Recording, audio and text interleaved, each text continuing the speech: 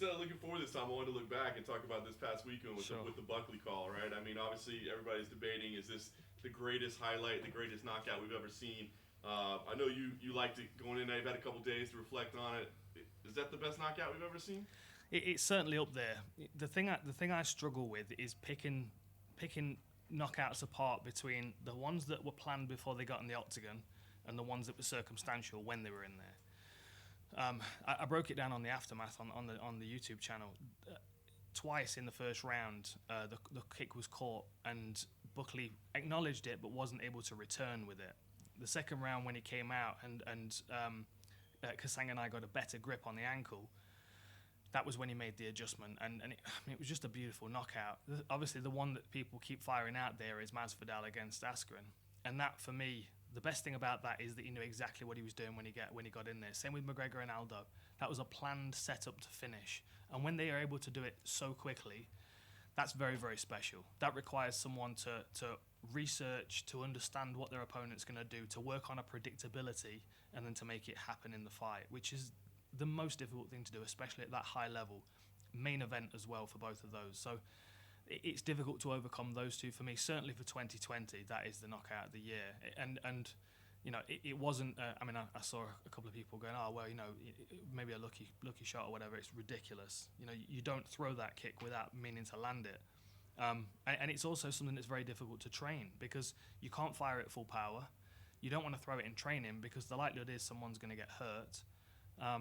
And it's just a beautiful technique, isn't it? You know, I think we've got 4 back kick knockouts to the head in total in the UFC, and to have one when he was mid-air after his foot getting caught, I spectacular. was going to ask you, like, as much as you love studying the game, I mean, you just said right away that's traditional Taekwondo, right? It's like old school, thousands of years technique or whatever. But we've never seen it in a, displayed in a fashion like that, right? So Yeah. what does that do for just like kind of the martial arts nerd inside of you to see like new techniques that are really just old techniques but being revitalized, I guess? It's amazing, and what's unfortunate is we had another beautiful finish in the main event from another traditional Taekwondo technique that is being slightly overlooked given the fact that Buckley's knockout was so emphatic. Yeah, I mean, the Raptors will tell you my library at home is ridiculous. I've got about 2,000 books, and I've got everything from Taekwondo to Hapkido to just bought a Wing Chun dummy. There's definitely a lot of stuff from the traditional martial arts that's applicable, and we're going through this constant filtration process with MMA. You know, we started off, people were coming in with individual styles, and we'll see what works here and there. Then we get the ground and pound guys coming in that have understood how to reverse engineer jiu-jitsu, using their wrestling to stay on top and nullify the ground game and beat people up. Then we saw the sprawl and brawl guys. You know, it's like there's this constant evolution going on. And the stage that we're at now is MMA has largely become a foundational art in itself. You know, it's made up of, wrestling, Brazilian Jiu-Jitsu and Muay Thai is really the foundation. But then every now and then we'll get a purist that will come in and they'll throw a sprinkling of something else in. You know, Ronda coming in as a judoka, Cara Parisian back in the day as a judoka. There's a lot of benefit in the traditional martial arts. The difficulty is sorting through it and seeing what's applicable and what's not. And as a 17-year Taekwondo practitioner, there's so much about Taekwondo that is applicable, and it's somewhat been harmed by it becoming an Olympic sport because it's become a bit of a game of tag. Like back in the day, I was fighting full contact, and the point was to upset your opponent's balance with the shot. Like, you had to land with power. And I remember the back kick being one of my favourite techniques. And to apply it in MMA is very difficult because the danger of missing it, you give you back. You find yourself in all kinds of bad positions. So there are high risk movements that still do pay dividends. And we've got so many fighters coming from all around the world with different styles. I mean, we've got Wushu Sanda fighters coming into the UFC now as well. We're going to continue to watch the game evolve, and I think now we've got a foundation of martial arts. The new kids coming through are starting with MMA. Then they'll start going back into the history books and finding those specialisms that, as Bruce Lee said, you absorb what's useful, you reject what's useless, and you add what is what's the word? I can't remember exactly, but it's basically you add what is your own. You add your own personal sprinkling onto it. And now we've got that foundation of MMA. We're getting confidence from these guys to try all different kinds of things. I love it, man. I love it. And I always try and daydream where the sport's going to be in 5 or 10 years. We're going to see a lot more traditional martial arts coming through. Dig it. Let's talk about this weekend's main event. Obviously, everybody's excited about it. For you, What's the key to this fight? Like, where is the most important, area of engagement that we need to watch out for? Well, ultimately, it's down to Brian Ortega to decide where he wants the fight to take place. What we know of Korean Zombie from back in the day, you go back to the Leonard Garcia fight in WEC, and that was an absolute war. But when he made his UFC debut, won by Twister. So we got two sides of the same coin of Korean Zombie. He can trade punches and get wild, but he can also submit you with a highly technical submission. The streak that he went on after that, knocking out Mark Hominick in 6 seconds, getting in there against Aldo, and giving a good account of himself, I think it set him up for a good time away to reflect on where he's at and who he was as a fighter while the division was developing around him. When he returned to the UFC, he was a different individual.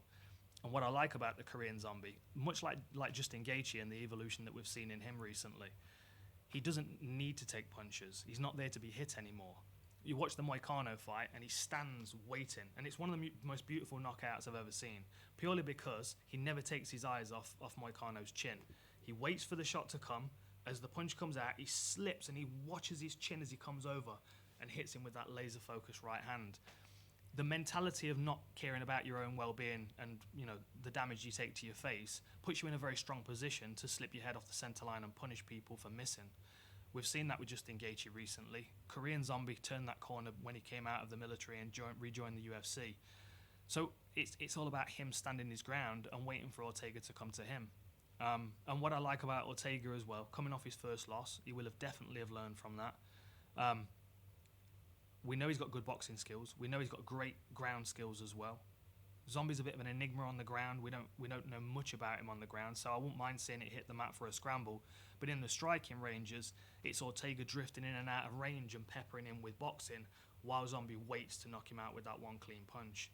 They're very, very different strikers, very, very different approach to the game, but both highly skilled and highly technical.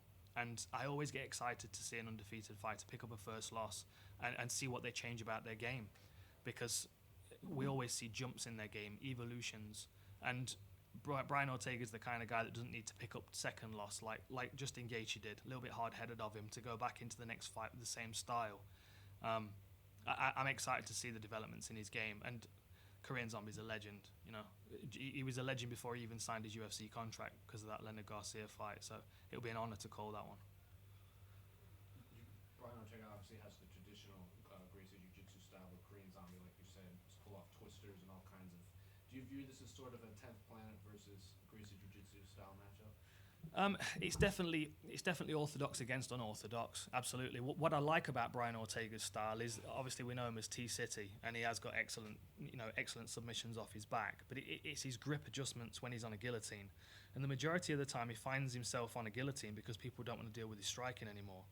I always say that the guillotine is the striker's submission. I've only got one submission on my record, and that was because the guy didn't want to kickbox with me anymore. People run into guillotines when they. Exactly. Good example. But see, Brian Ortega's got a well-rounded ground game that he doesn't feel the need to use in every one of his fights. It's there in his back pocket if he needs it. But we also know that he can get fights stopped with strikes. What with Frankie Edgar, obviously the Clay Guida one stands out in my mind. Brian Ortega, he's a third-round fighter. He gets better as the fight goes on, but over 3 rounds, it puts a lot of pressure on him to get the finish in the third round.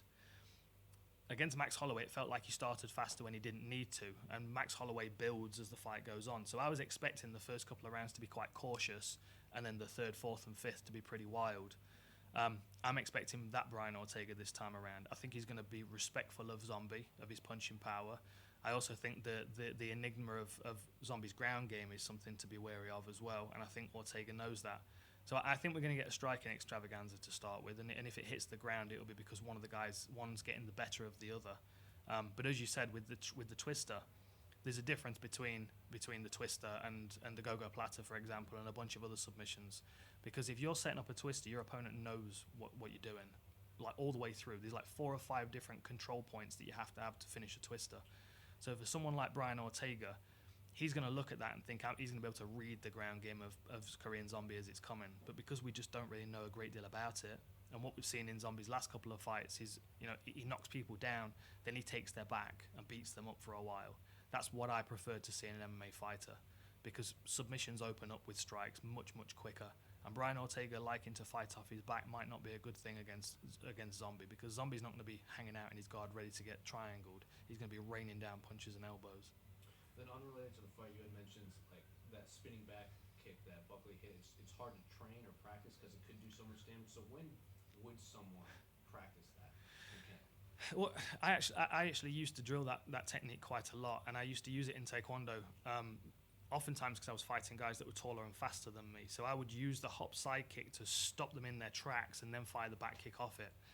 The difference with the one that Buckley threw is that it required the leg being caught. I mean, most of the time when you drill that technique, you decide you're throwing the back kick before you throw the hop side kick to set it up.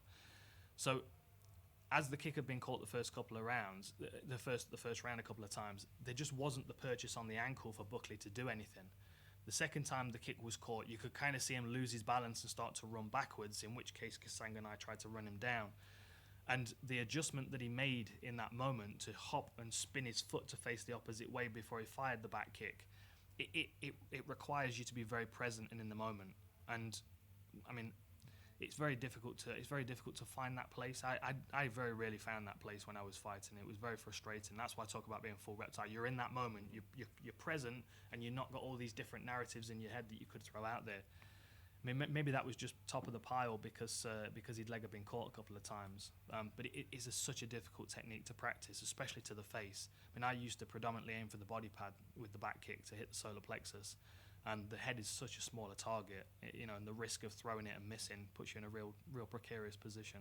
Now, if you're Buckley's coach, are you now trying to rein him back to say, just don't try to do this for the sake of doing it? Like, I think we saw with like Dong King kept trying to throw spinning back stuff against Tyron after he knocked out Hathaway.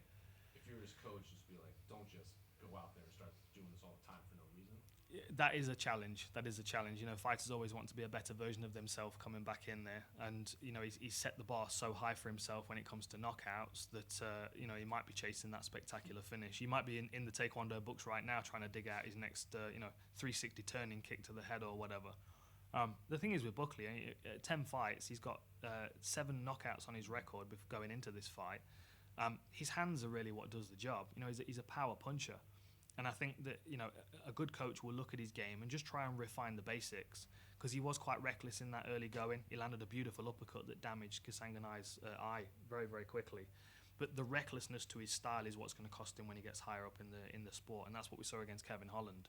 For all the spectacular knockouts you can get, you need that foundational base to land on if it doesn't work out, and I think that's what the coaches will work on.